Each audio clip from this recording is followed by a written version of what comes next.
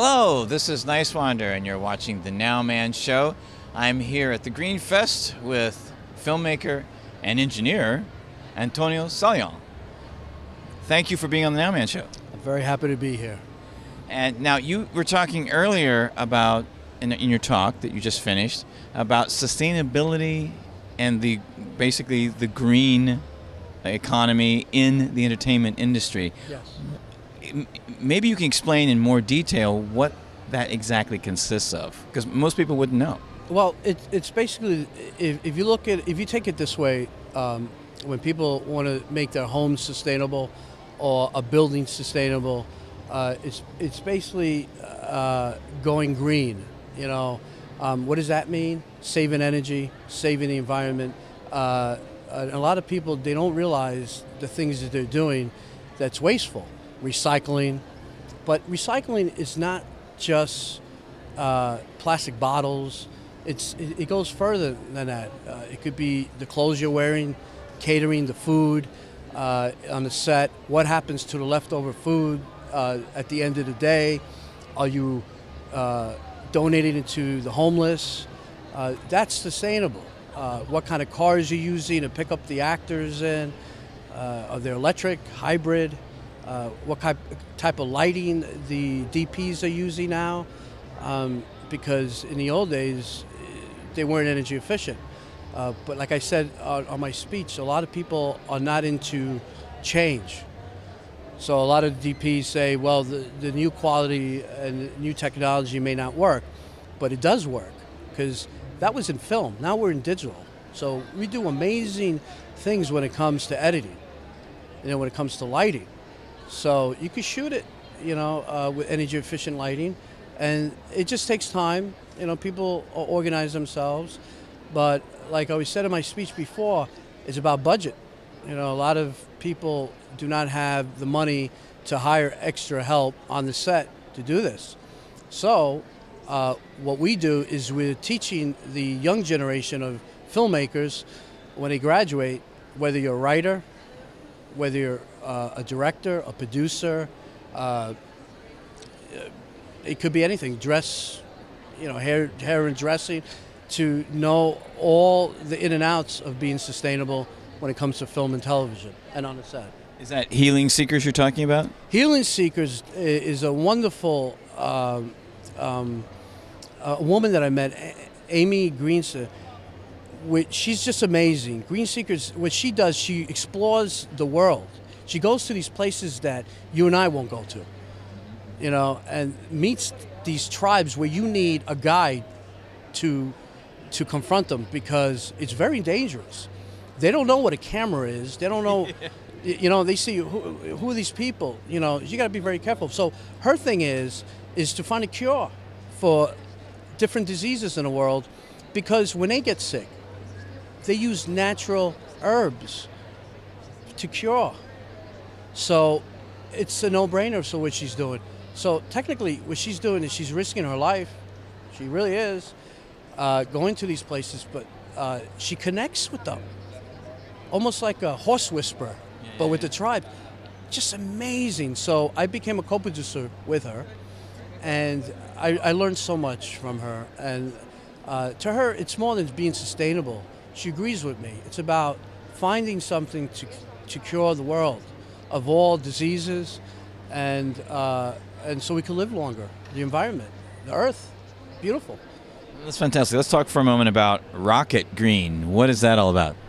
Rocket Green, I'm starting.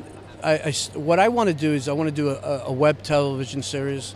A lot of people don't realize in Central Park, facing the baseball field, there's a rock sitting there that's like 50 million years old.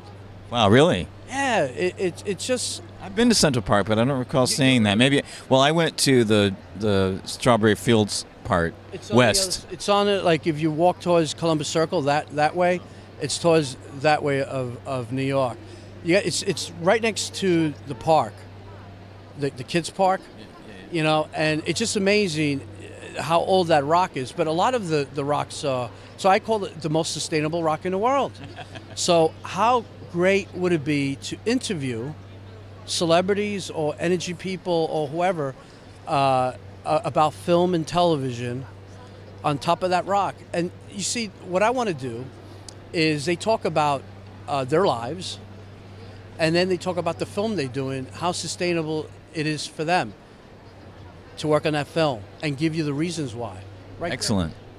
I think it would help not just the celebrity or the filmmaker, but the world, because they see it's really happening, it's true, and here's the celebrity being interviewed. And they are in that situation where they're technically role models, so Yes. that's a big thing to see on film. Yes. Or on the internet or whatever.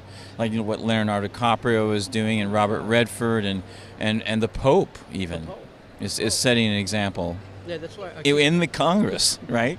Well, I keep telling people, you know, when President Obama speaks, you know, I love him, you know, when he talks about climate change, because it is an issue. But I think people, they look at him as politics. Let's stop. Let's not listen. You should listen. But when the Pope spoke about climate change, people stopped and listened, because the Pope to me is like the president of the world. Okay? And when he speaks from the heart, and very important, and I truly believe this, that I think a lot of people are now going to be followers when it comes to climate change because of the views the Pope has towards the environment. So do you see a lot of celebrities who are and influential people who are interested in being a part of this film project?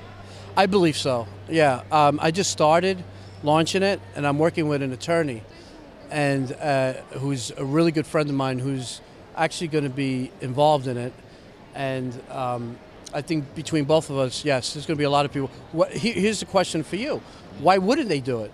I totally agree. We're at that point where we don't know when the tipping point is, and we need to do this now. Yes. So you know, everybody has their own opinion. But what I'm trying to do is, I'm in New York City. If a film is being premiered in New York City, you contact the PR people, and you get them before they hit the premiere. And I think they'll do it because it just promotes the film in a positive way. So being sustainable, I think, would hit that arena. So in closing, thank you for sharing that. That's awesome. Any way that we can help here in LA, let us know. Sure. Here's one thing. I'm about to develop a festival, a film festival called Planet Greenfest. So if you go to www.planetgreenfest.org, what it's about is, what I'm trying to do is not, the film is a short film under 10 minutes. It doesn't have to be about, you know, climate change or sustainable, the topic, the theme. What I want it to be, I want it to be filmed sustainable, on and off the set, meaning behind and in front of the camera. That's perfect. Yeah, that's fantastic. So in closing, anything else that you would like to add that we didn't mention? Maybe give a website that you want people to look at? Well, my company website is angellightgroup.com. So you could ask me any question. I am the one that responds, nobody else, just me. So I would review it, and I would answer any question you would like. And thank you for having me. It's a pleasure. Thank you very much. Antonio Saillant of Angel Light Pictures. Excellent.